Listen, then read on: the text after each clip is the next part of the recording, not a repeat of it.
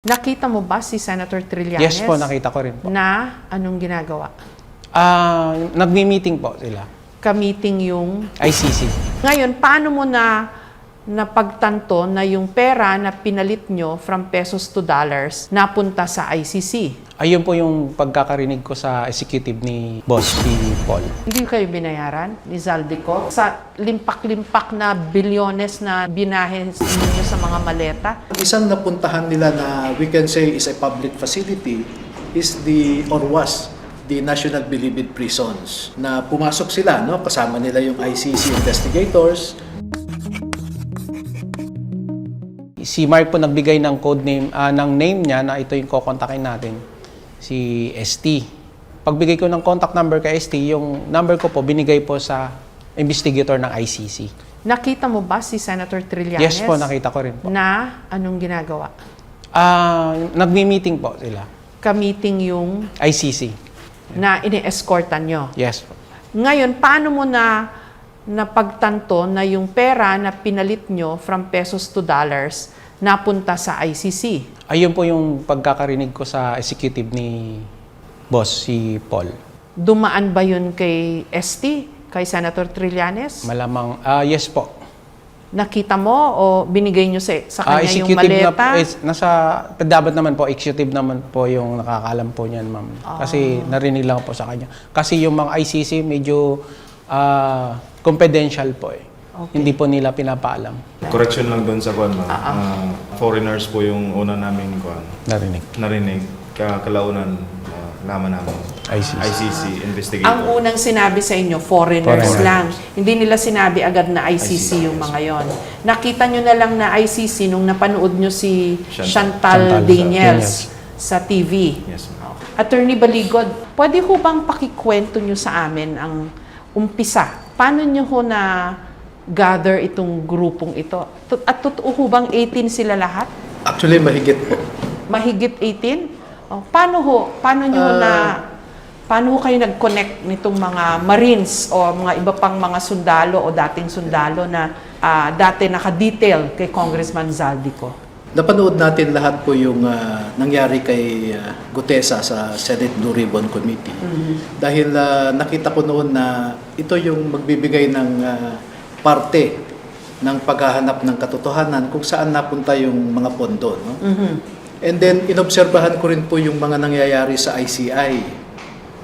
Yung nangyayari sa iba't ibang ahensya ng gobyerno.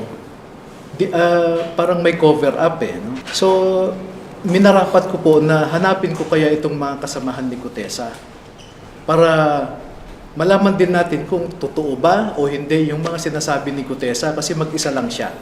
So may kaibigan po ako na dating opisyal sa Armed Forces na kinausap at sabi ko, kilala mo ba yung mga kasamahan ni Gutesa? At ang sabi niya, kilala ko yung mga opisyal nila noon. Mga opisyal ng AFP na nag-retire na at naging trabahante kay Zaldico. So, naimbitahan po niya yung isa at nakausap ko. Sabi ko, pwede ko bang kausapin yung mga kasamahan ni Gutesa? Ang sabi pa nga niya noon ay, naku, mahirap yan kasi meron ngang nag-o-offer sa kanila ng 10 milyon. Eh, hindi nila tinanggap. Baka kahit mas malaki yung ibibigay ninyo, hindi yan pupunta. Sabi niya, naku, hindi naman po pera itong pinag-uusapan natin, kako. Pero ganun yung parang ang sense ko sa kanya, he just wanted to discourage me na makausap sila. Pero nevertheless, napilit namin siya. So yung sumunod na meeting namin, nakapagdala siya ng, ilan ba yun? Buds? Apat, no? Apat na nag-usap kami. Nasa-sense ko na, you know, it's part of my training as a litigator to somehow read body language, ma'am, no? At nakita ko doon sa opisyal na parang hesitant siya. Kaya nung may nag-CR sa kanila, sumimple akong sumunod. Sabi ko, kontakin mo lang ako kung may kailangan kayong tulong, sabi ko.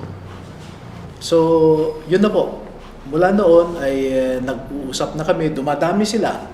Kasi ang sabi ko po, doon sa naunang apat, kailangan sigurong ibahagi nyo sa bayan yung nasaksihan nyo na pagnanakaw ng pondo. Kasi kung hindi nyo gagawin yan, huwag na tayong magreklamo kung ang gobyerno natin ay hindi nagseserbisyo na sa ating bayan. Kako. Kada meeting po namin ay dumadami po sila dahil ine-explain ng mga nauna sa kanila. And then, dumating po yung Enero. Meron silang isang kasamahan na namatay pala yung apo niya. Kakamatay. 2 weeks ago. January 2026 na po ito? Yes, ma'am. Na nung ipinapaliwanag ko sa kanila yung estado ng ating bansa, ang ating ekonomiya, ang ating political situation, ay kaya pala namatay yung apo ko, sir, dahil simpleng sakit, namatay sa ospital dahil walang maibigay na gamot. So, yun po ang nag-trigger din sa kanya at sila nag-usap-usap na siguro kailangan ng pakinggan natin yung sinasabi ni Attorney Baligod, sabi nila. So yun na po, nag-start na silang magkwento. Pagkatapos po nilang magkwento, sabi ko, i-record ko yung mga kinikwento nyo, kako. And then, kinakausap ko rin yung ibang mga kasamahan nila na hindi nila alam na kinakausap ko. At in fact, yung kinakausap ko ay nagbigay pa ng dokumento, nagbigay pa ng video, nagbigay pa ng picture. Na totoo pala itong sinasabi nila. So, yun na po. Maraming draft kasi handa na silang gumawa ng affidavit nila. February 23, 2026 sa umaga, sabi ko magpanotaryo na tayo. So, pumayag naman po sila. At may nakausap din akong isang bishop, no? Si Bishop Tendero, na pwede bang mag-witness ka para masabi natin na hindi sila pinilit, tinakot, katulad nung recantation ni Gutesa. So, pumayag naman si Bishop Tendero. So, nagpanotaryo po kami, and then natapos kami sa hapon. Nagpatulong ako sa isang kaibigan ko para mag-arrange na ng press con kinaumagahan. Ang rason po, personally, ang rason ko na mag-press con po kami ay kailangan na naming ibahagi ito sa bayan bago namin ibigay sa isang institusyon na alam namin ay medyo hindi kumpletong pwedeng pagkatiwalaan. Anong institution po ito? Ombudsman lamang po ito. Kasi nabanggit siya eh. Pero ang sabi ko, bigyan natin ng pagkakataon yung ombudsman na mag-imbestiga. Ibigay natin sa kanya ito dahil siya lamang ang opisina na pwedeng mag-imbestiga. At ayokong i-prejudge kung ano yung pwedeng or even second guess kung ano yung gustong gawin o gagawin ni Ombudsman Remulla sa aming ibinigay na affidavit. Kasi nabanggit ho siya dun sa mga pinag-deliveran ng basura, di ba? Hindi po. Nag-host siya ng isang meeting sa bahay niya kasama ang mga ICC investigators. Okay, I stand corrected. Sina General Nick Torre. Meeting naman yun, no? Wala naman kaming sinasabing nabigyan siya ng pera. Basta nakipag-meeting. Yes. Nag-figure dun sa mga testimonya nitong mga sundalo. Opo. Kaya po naisali yon dahil pinagsama-sama ko na ang lahat ng alam nila na connected sa ICC. Kaya naisama ko yung meeting sa bahay niya sa Bel Air, yung mga meeting sa townhouse sa Forbes Park, sa meeting sa Midas, etc. At ang kapansin-pansin kasi doon, ma'am, ay lahat ng pinagmimitingan nila ay pribadong lugar. Hindi sila pumunta sa mga government offices. Ang isang napuntahan nila na we can say is a public facility is was the National Bilibid Prisons. Na pumasok sila, no? Kasama nila yung ICC investigators, pumasok sila sa loob, nakita nila na nilabas yung tatlong naakusahan sa pagpatay kay Kian de los Santos, no? Convicted na po sila ngayon eh. At yun, in-interview po sila. Significant po ba na bakit sa private na mga lugar sila nakikipag-meeting kaysa government facility? Yes, because I think, ma'am, they do not want to make it appear that the Republic of the Philippines is already coordinating or helping out the ICC because they do not want to go against the public and official statement of no less than the President that our government will not cooperate with ICC. Okay. Bago po ako mapunta dun sa ICC, Attorney Baligod, gusto ko lang pong klaruhin sa inyo. Sabi nyo, of your own volition, itong pinagsama-sama nyo itong 18, tama ho ba? Itong batch na ito. Pero sabi ho nila, may 100 daw mahigit, tama ba? Yeah, 103. Asan po yung iba? Magkakasama rin ho ba sila? Oh, yung 16 po kasi dyan ay still in the active service with the PNP. And a good number also are still in the active service with the Philippine Coast Guard. Okay. No, so ayoko po silang istorbohin dahil baka matanggal sila. Sila ang naglalagay sa sasakyan, sila rin ang nag-e-escort. Pagdating sa kanilang destination, sila rin ang nagbubuhat. Alam nila na ito, dalhin nyo ito sa opisina ni Sunny Trillanes sa ganitong lugar sa Quezon City. No? Actually, kasama po niya si Sunny Trillanes sa Magdalo noon. Nakulong ito, kasama ni Sunny Trillanes. Parang namumukhaan nga kita eh.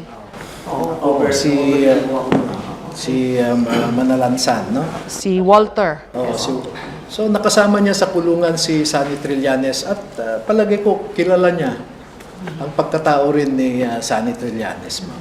Pero attorney, basically ho kasing sinasabi nila corroborates yung sinabi na ni Guteza nung Yes, una. yes. Kaso Guteza did not end well yung testimonya niya dahil binakbakan siya na fake yung pirma ng notaryo hanggang sa naglaho na lang siya, nawala na lang siya sa eksena.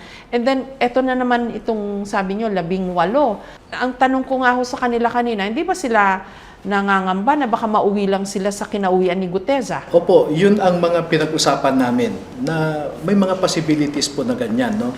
Pero mas tumimbang sa kanila yung sabi nga nila, Attorney, baka ito na yung huling laban na papasukan din namin. Kasi nakaranas din sila ng bakbakan sa iba't ibang pangyayari noon sa kanilang serbisyo, no? Pero sa ngayon ay gusto naming magpakasundalo para sa Pilipino. Pero tama ho ba yung sinabi nyo sa akin kanina na may threat kasi? May nag-threaten sa kanila ng text? Oo, sunod-sunod po yan na text at saka tawag din. So kung walang threat, hindi kayo lalabas? Tama ba yun? Lalabas pa rin. Lalabas pa rin. Pero yung threat ang Napabilis nag-juke po. din. Napabilis yung paglabas nyo. Ganun ba yun? Yes. Okay. Nung una hong lumabas ito, after nyo po magpa-presscon, meron agad mga kumwestiyon sa estado ho nila. Ano ba? Sabi, hindi naman yan mga nakalista sa Navy, mga retired naman yan na Marines o mga wala na sa Marines na dismiss, may mga kaso. Ano ho bang status nila? Pinapanindigan po namin na dito sa 18, 2 sa kanila ay connected sa Philippine Army noon. At 16 ay former Marines, no? Aha. Ang problema, yung lumalabas na statement ng AFP, ang Philippine Navy, ang Philippine Marine Corps, ay marami sa kanila ang hindi totoong Marines. Pero pag titingnan mo yung verification nila, meron ho akong kopya eh. Nakalagay po doon, pangalan ng isa sa kanila, nakalagay doon for verification. Eh hindi pa ho na-verify, inassume na nila na hindi membro ng Philippine Marines, no? At yan po ang ipinapakalat nila. Hindi ko po alam kung ano yung rason, but of course it is normal na i-discredit ang mga ito dahil matitindi po yung mga nasasaktan eh. So in the meantime, now you have 18 na mga Pumirma. Marines na sa panibagong batch na ito. Ano ang expectation nyo? Saan nyo dadalhin ito? Kung si Guteza nga naudlot o hindi na maganda yung nangyari sa paglantad niya. Ang tapang pa naman niya pero nauwi sa wala. So paano ho ngayon na 18 na ho itong cargo nyo ngayon? So kung po ito, it is like 18 times Guteza, no? Pero I think with their number, mahihirapan din sila na gawin yung katulad ng ginawa kay Guteza. Kasi ma'am, narinig ko mismo yung isang recorded conversation ng asawa ni Guteza at saka ni Orly Guteza, no? Dahil nung kinuha siya ay may nabigyan siya ng telepono, hindi alam ng mga kumuha sa kanya na nabigyan siya ng telepono. at kinausap niya yung wife niya, no? And may permiso yung wife niya na i-record nila yung conversation. Ang sabi doon, bakit ka pumirma? Kailangan kong pirmahan para hindi kayo mailagay sa panganib. Tinatakot ka lang naman nila. Kami dito, wala naman kaming kinakatakutan. Safe naman kami, sabi ng asawa niya. Pero napirmahan na niya. Medyo against yung wife niya sa pagpirma. Pero hindi, siyempre, ako po hindi ko nakita yung pinirmahan niya.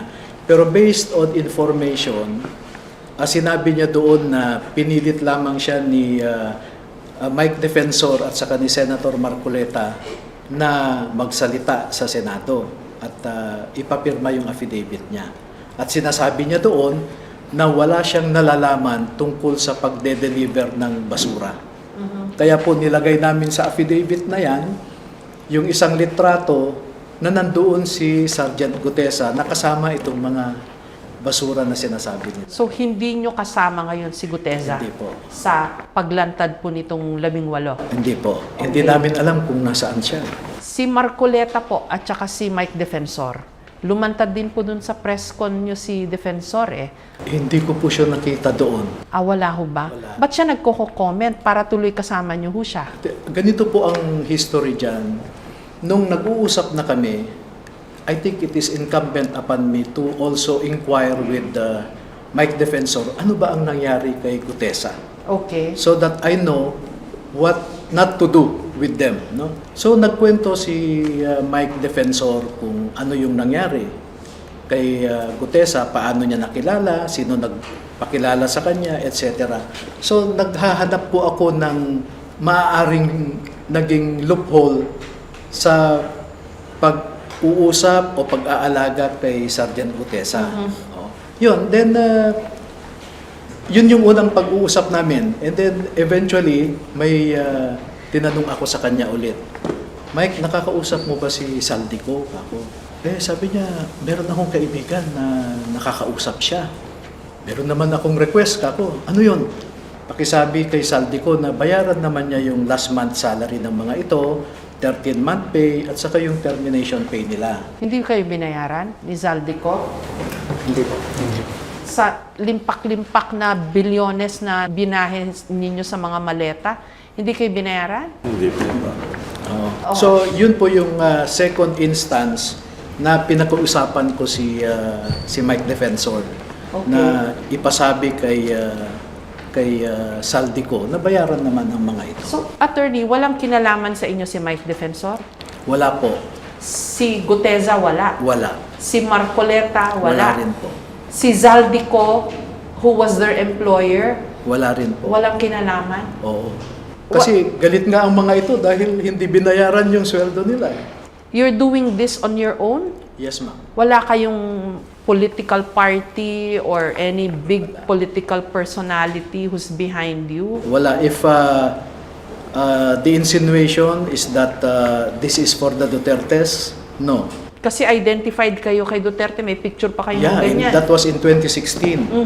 Kasi then Mayor Duterte invited me in Davao in August of 2015. So pumunta naman ako. Sabi niya, attorney, kumusta yung PDAF scam cases mo? So binigyan ko po siya ng parang briefing, no? Ito ang nangyari, etc. Ang sabi pa niya sa akin noon, attorney, tuluyan mo silang lahat.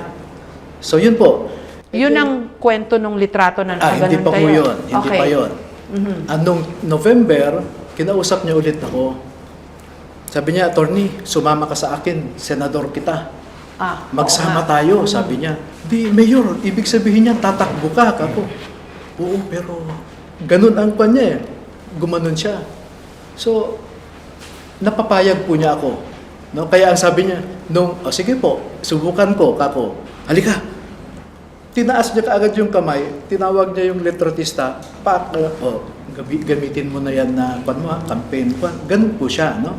Si Duterte, walang kinalaman ho dito sa paglantad po nitong 18 ngayon? Yes, ma'am. And I can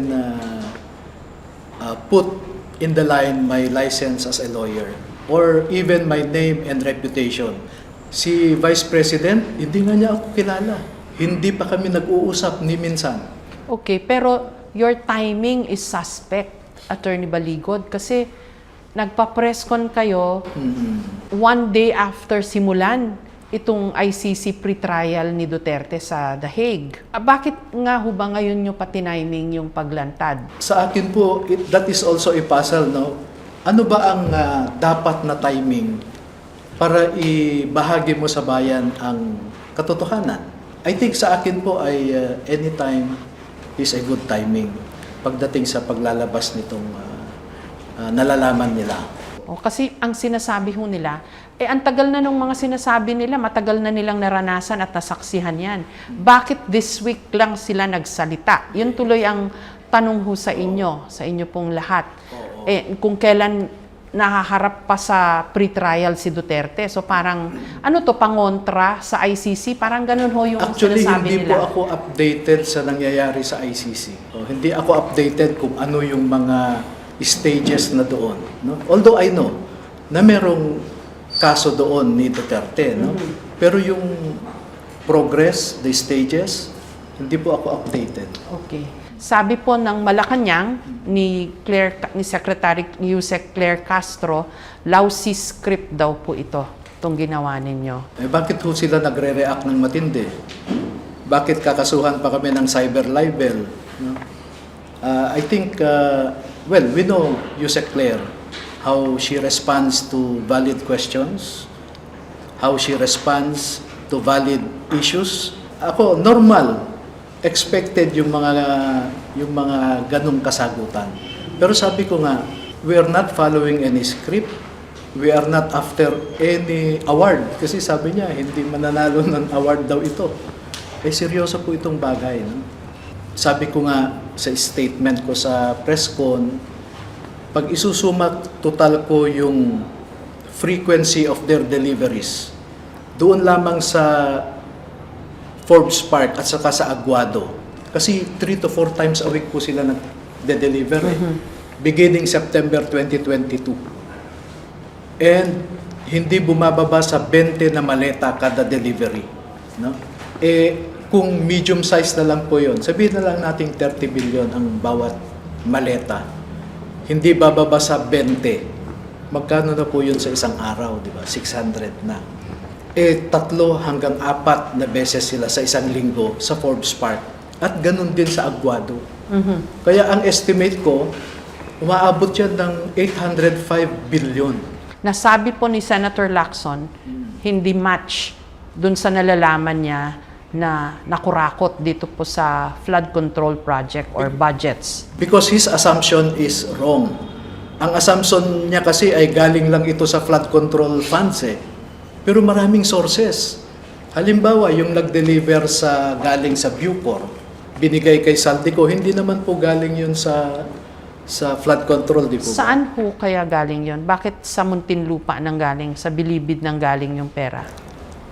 Okay, I want to be fair with the chief of the Bucor, ano? Si Greg Katapang. Yes, and I am not saying that what I will tell you next is what happened, no? Pero ang kalakaran po dyan, meron pong budget kasi ang isang kada preso. Ang National Bilibid Prisons has about 35,000 inmates, no? Opo. Ang ginagawa po nila dyan ay binabawasan nila yung budget sa pagkain. Sa isang araw, 3 beses kumain ang isang supposed to be, no? Ang isang bilanggo. Kung ang budget ng kada bilanggo ay 100 per meal, meron siyang budget po na 300 pesos per meal, per day. Ang ginagawa po dyan ay binabawasan. Instead na individual, halimbawa tayong grupo, bibili lang sila ng ilang delata ng sardinas, ihahalo sa repolyo, napakaraming sabaw, lalagyan din ng bihon or miswa, yun na po ang pagkain. Kaya kung i-compute mo, mga 30 pesos lang yan, hindi 100. No?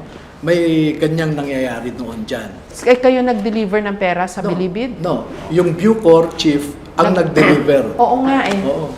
So, ang Fury nyo, kinuha yung budget ng mga pagkain. As I Yung said, rancho pagtawag nila dun eh. As I said, hindi ko sinasabing yan ang nangyari. Yun ang o yan theory ang nyo. source. Pero ang sinasabi ko, noon kasi, may mga, maski sa BJMP po eh, ganyan naman ang practice. Kaya minsan po, kahit nakalabas na yung detainee, included pa rin siya sa budget sa pagkain. No? Hindi, again, I want to emphasize that I'm not saying that Yes. that is what happened. No? So, marami pa pong sources ng pondo eh. Tingnan po natin yung irrigation projects. Hindi pa nauungkat. No? Yung reforestation projects ng DENR, halimbawa. At kahapon lamang po, sinabi ni Congressman Erice na yung 2 billion na confidential funds daw ng customs ay kinuha ni BBM. So ang dami pong sources, hindi lang flood control funds.